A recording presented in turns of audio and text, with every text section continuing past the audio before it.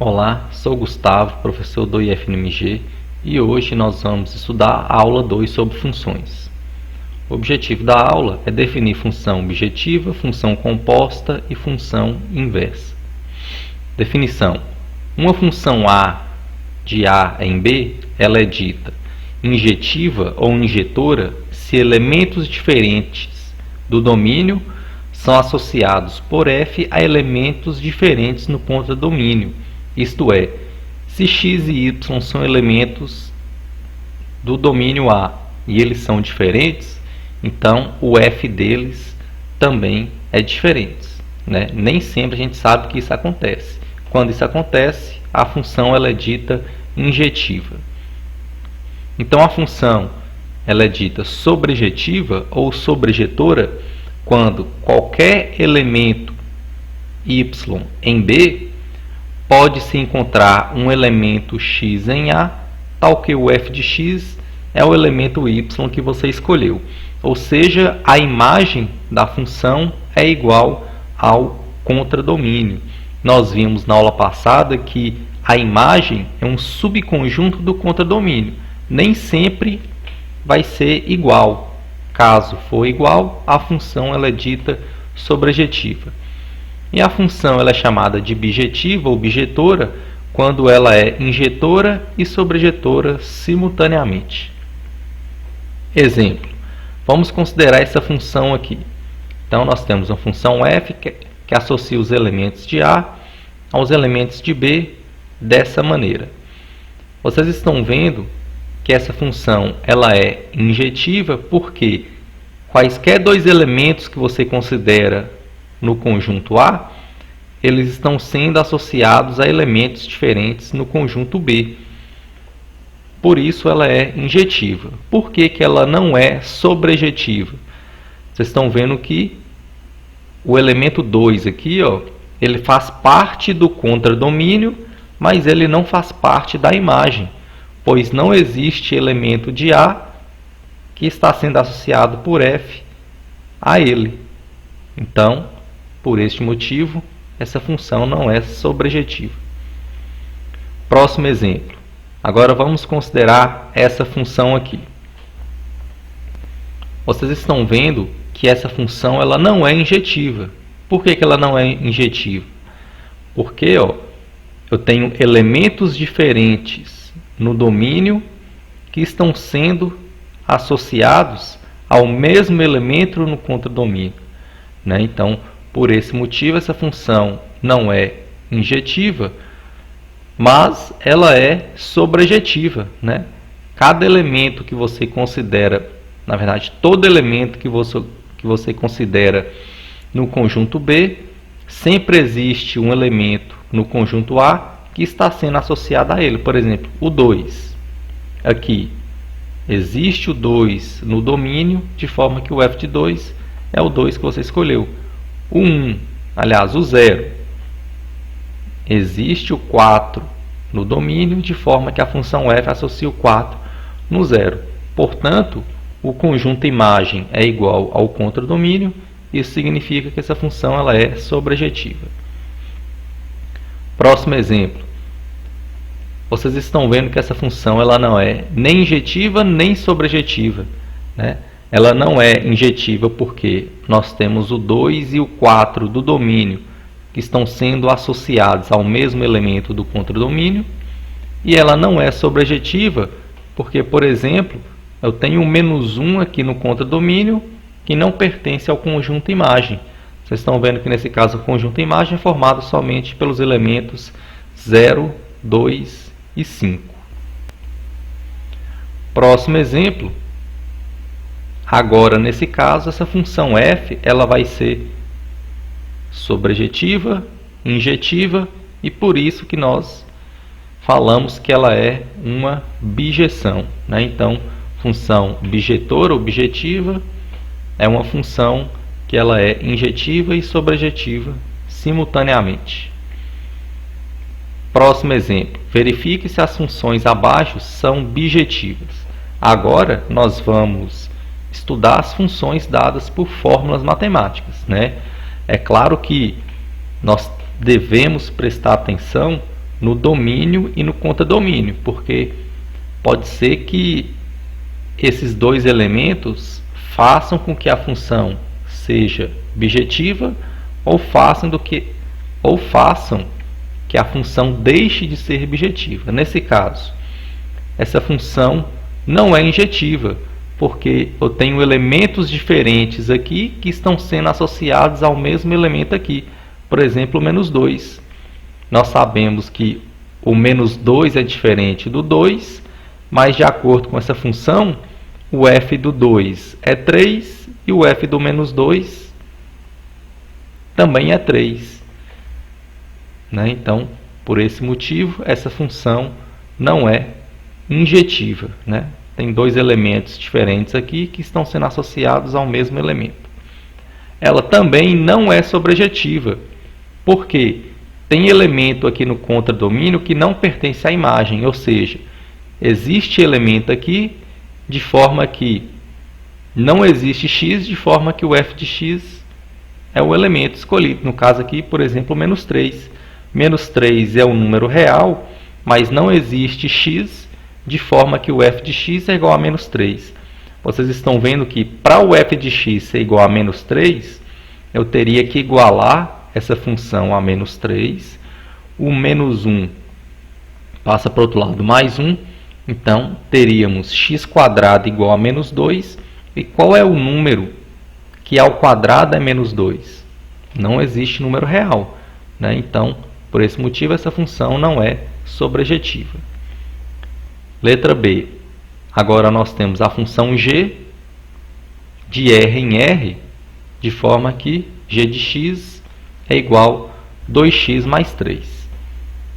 Vocês estão vendo que essa função ela é bijetiva. Quaisquer dois elementos, quaisquer dois números reais que você considere, o g deles vai ser diferente. Né? E, do mesmo modo, qualquer número real que você escolhe, sempre vai existir um x aqui, de forma que o g de x é o número que você escolheu. Por exemplo, se eu escolher o 7. 7 é um número real. Qual é o x, de forma que o g de x é igual a 7? Para determinar esse valor de x, a gente iguala a função a 7. Né? Então, teríamos 2x mais 3 igual a 7. O 3 está positivo, passa negativo. Então, ficaria 7 menos 3, que é igual a 4. 2x igual a 4, então, x é igual a 2. Então, ó, o 7 está aqui, o 2 está aqui e o g de 2 é igual a 7. Né? De fato, quanto que é o g de 2? 2 vezes 2, 4, mais 3, que é 7. Próximo exemplo. Função h de R em R, definida por h de x igual a 4 elevado a x. Vocês estão vendo que essa função ela é injetiva. Né? Por que ela é injetiva?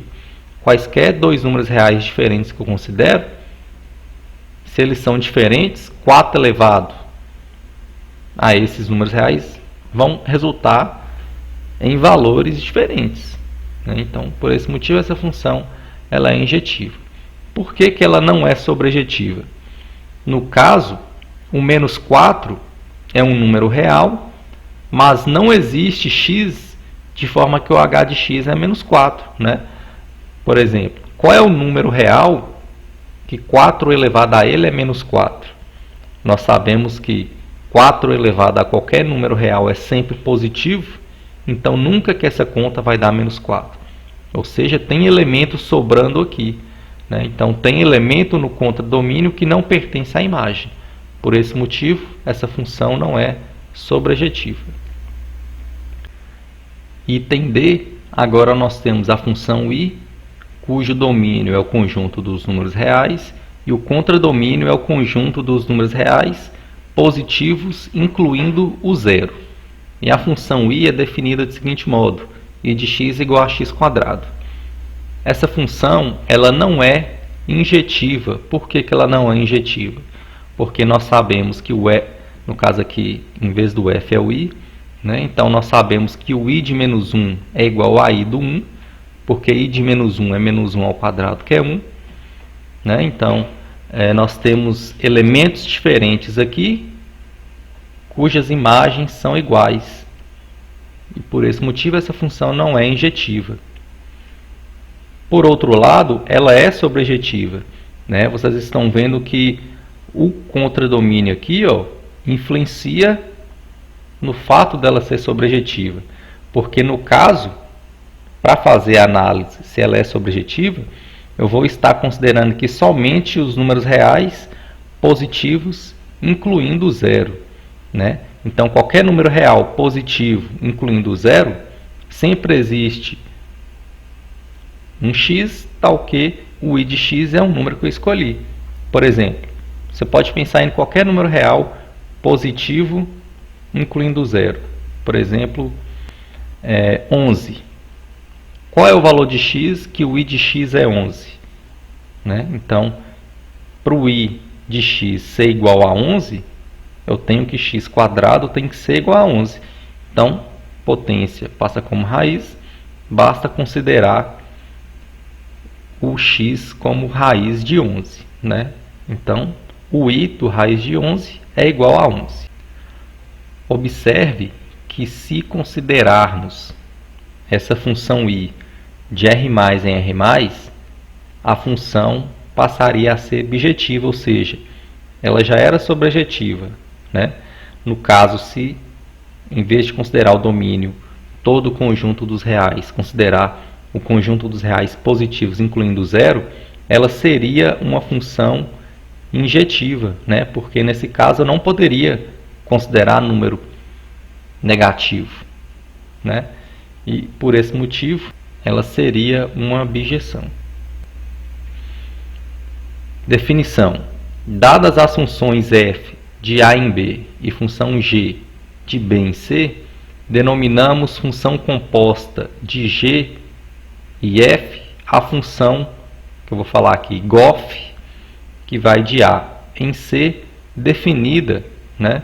A função gof de x é definida como g do f de x para todo x em a. Então, para entender melhor essa definição, vamos analisar esse exemplo. Então, nós temos uma função f que associa os elementos de a aos elementos de b dessa forma. O f de 0 é 0, f de menos 1 é 1, f de 1 é 1 e o f de 2 é 4. Então, aqui nós temos o exemplo de uma função. Agora, nós temos outra função, no caso a função g, que associa os elementos do conjunto B aos elementos do conjunto C, dessa forma aqui. Então, ó, f é uma função de A em B, g é uma função de B em C. Sempre que nós temos uma situação igual a essa, nós podemos definir a função composta gof. É importante aqui levar em consideração que essa escrita aqui, ó, significa que primeiro você vai aplicar a função f e depois vai aplicar a função g. Então, essa função composta aqui, gof, nada mais é do que uma nova função que vai associar diretamente os elementos de A aos elementos de C, mas primeiro aplicando o f e depois aplicar a função g. Por exemplo, a função f associa o 0 no 0, a função g associa esse 0 no 1, por isso que o gof de 0 é 1, né? Porque aqui a função f associa o 0 no 0, a função g 0 no 1, o gof faz a aplicação direta do 0 no 1. Outro exemplo, a função f associa o menos 1 no 1, a função g associa o 1 no 3, então o gof associa o menos 1 diretamente no 3. Aqui eu fiz o cálculo para ficar mais claro, né? Então, o que seria gof aplicado em menos 1? Então, gof aplicado em x nada mais é do que primeiro aplicar a função f nesse valor de x e o resultado você vai aplicar na função g. Logo, GOF aplicado em menos 1 é igual G do f de menos 1. Qual é o f de menos 1? Se a função f é essa, o f de menos 1 é igual a 1. Então, no lugar do f de menos 1 eu coloco 1. Tenho que calcular o g do 1. E g de 1 é igual a 3. Isso significa que o GOF de menos 1 é igual a 3, como nós já havíamos concluído. Outro exemplo. Se f e g são funções de R em R definidas do seguinte modo, calcule o GOF de 1. Então, aqui antes de realizar os cálculos, é importante a gente entender, a gente perceber que no caso dessas duas funções aqui, elas são definidas de R em R. E isso possibilita falar dessa composição igual a definição anterior nos diz. Então, qual seria o GOF de 1? GOF de 1, vocês estão vendo que, por definição, primeiro nós temos que aplicar o 1 na função f. Então, f de 1, no caso, vai ser 3. E o resultado, no caso, o g de 3, vai ficar 3 ao quadrado, que é igual a 9. Qual seria o GOF aplicado no 3? Então, utilizando a mesma ideia aí, vou aplicar primeiro o 3 na função f, ficaria 2 vezes 3, 6, mais 1, 7, e g de 7, que é 49. Mas, nesse caso, eu também posso falar dessa nova composição aqui, que eu vou chamar de FOG. O que é o FOG de 1? FOG de 1 é primeiro aplicar a função g no 1 e o resultado disso vai ser aplicado na função f.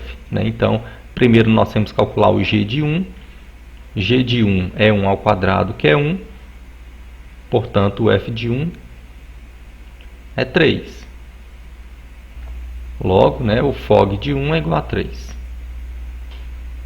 Se a gente for comparar aqui o FOG de 1 e o GOF de 1, o GOF de 1 é 9 e o FOG de 1 é 3. Então, isso significa que essa ordem aqui deve ser levada em consideração. Ou seja, GOF geralmente é diferente de FOG. Agora, nós temos que calcular o GOF de x.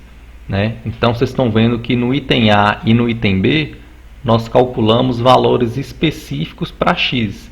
Nesse caso, eu quero determinar qual é a fórmula, qual é a regra geral para essa função. Então, a ideia é a mesma. Se eu quero calcular o GOF de x, eu tenho que calcular primeiro o f de x. Então, o que é calcular o g de f de x? Só relembrando aqui, o que seria o g de 5? Não é 5 ao quadrado? O que seria g de 7? Não é 7 ao quadrado? Então, o que seria o g de f de x? Basta calcular o f de x ao quadrado. Mas a função f de x é 2x mais 1. Então, vamos ter 2x mais 1 ao quadrado. Desenvolvendo essa potência aqui, vamos encontrar 4x² mais 4x mais 1. Então, a regra que define essa composição é dada por 4x² mais 4x mais 1. Agora, a regra da função FOG de x é primeiro calcular o g de x e depois o resultado aplicar na função f. Ou seja, eu vou ter que calcular o f do g de x.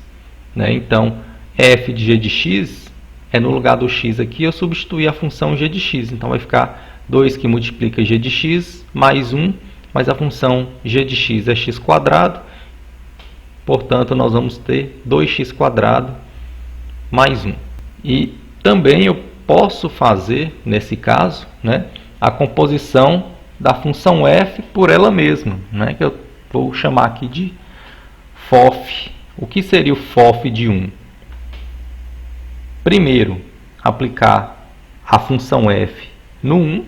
Então, f de 1 2 vezes 1 mais 1, que é 3, e novamente aplicar a função f, né? Então ficaria f de 3, que no caso é 7. Definição. Dado uma função f de a em b bijetiva, denomina-se inversa de f uma função g de b em a, tal que, se o f de a é igual a b, então g de b é igual a a. Representamos a inversa de f, né? Em vez de escrever aqui função g, nós vamos escrever dessa forma aqui, ó, f elevado a menos 1, mas esse menos 1 aqui, nós não devemos entender como uma potenciação, mas sim uma notação para uma nova função que faz o inverso da função f, né? Caso a função f seja bijetiva. Então fica mais fácil de entender essa definição a partir desse diagrama. Imagina que tenhamos uma função f de a em b que associa esse elemento nesse e esse elemento nesse. Vocês estão vendo que essa função f ela é bijetiva, então, de acordo com a nossa definição, essa função f possui uma função inversa, né? Então, a função f não associa esse elemento nesse elemento, então a inversa, a função inversa de f vai associar esse elemento a esse elemento, esse elemento a esse elemento, esse elemento a esse elemento, né? Por isso que a função f vai de a em b e a inversa vai de b em a. Então, como eu disse, a função f associa o x1 no y1, consequentemente a inversa da função f vai associar o y1 no x1.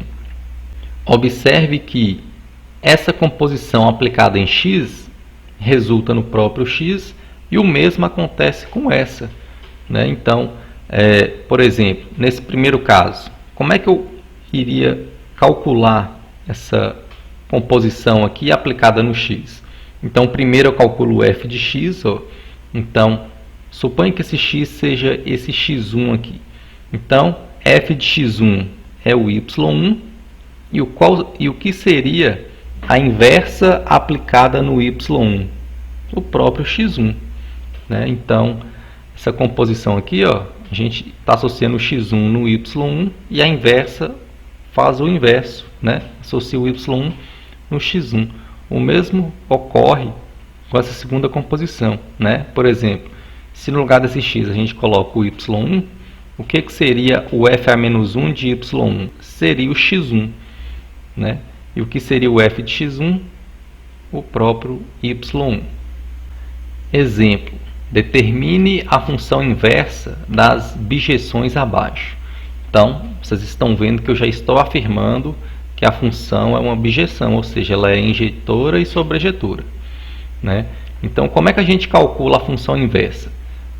Vocês estão vendo que essa função f é definida por menos 3x mais 5. Para a gente entender como é que vai funcionar aqui, ó, como é que ficaria o f de 1? Né? F de 1 ficaria menos 3 vezes 1 mais 5, então ficaria menos 3 mais 5, que é 2.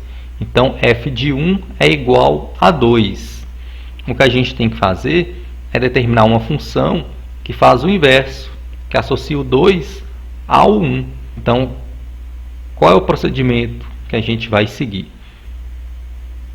A função f de x a gente também escreve de y, né? Então aqui eu vou escrever no lugar de f de x y, então vai ficar y igual a menos 3x mais 5.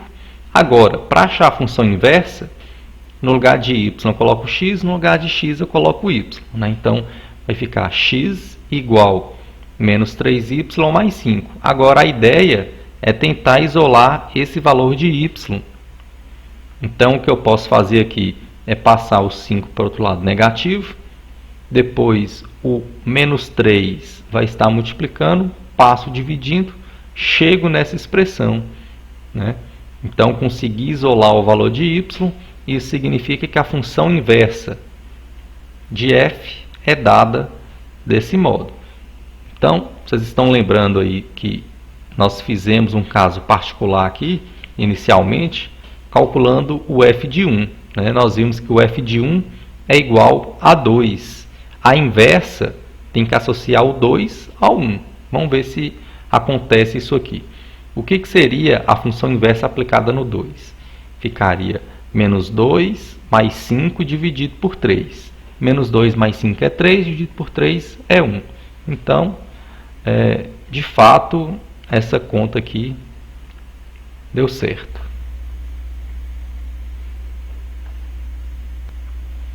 Segundo exemplo, agora nós temos uma função g de r em r+, definida por g de x igual a x². Né? Então, essa função aqui ela é uma objeção. Como é que a gente vai encontrar a função inversa dela? Pelo mesmo procedimento, né? Nós vamos escrever a função, nós vamos chamar a função de y, né? Então, y é igual a x². Vamos inverter o y pelo x. Então, ficaria x igual a y². Agora, a ideia é isolar o y. Então, como é que eu isolo o y nesse caso? Se aqui tem uma potência, eu calculo a raiz dos dois lados. Né? Então, a raiz de y², no caso, seria um módulo de y, mas como y é um número positivo, módulo de y é igual a y. Né? Então, calculando a raiz aqui dos dois lados, vai ficar raiz de x igual a raiz de y², que é igual a y. Então, y é igual a raiz de x. Se eu conseguir isolar o valor de y, eu acabo encontrando a fórmula que descreve a inversa da função considerada.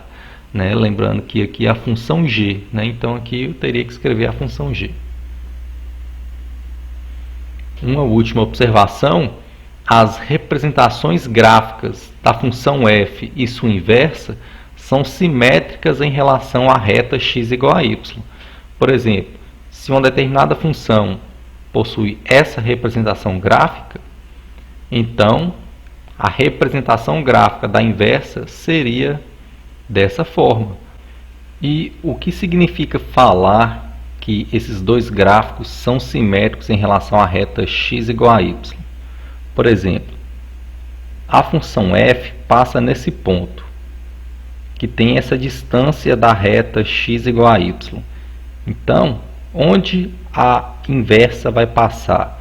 Em um ponto que tem essa mesma distância desse lado aqui da reta. Então, no caso, seria esse ponto. E esse comportamento continua aí por todo o gráfico da inversa. Com isso, nós finalizamos a aula 2 sobre funções.